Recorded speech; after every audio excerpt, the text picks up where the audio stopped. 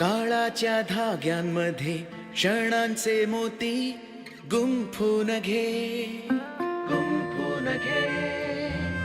आठवणीवरची तू धूळ झटकून जगण्याची चव घे, आनंद साठवून धूळ घाल. बाबा बाबा काय करणार, शर्माजी म्हातारे होत चालले. अरे ऐक रे, नवा पंखा. कारण शर्माजी म्हातारी होऊ शकतात, पण माझे बाबा नाही.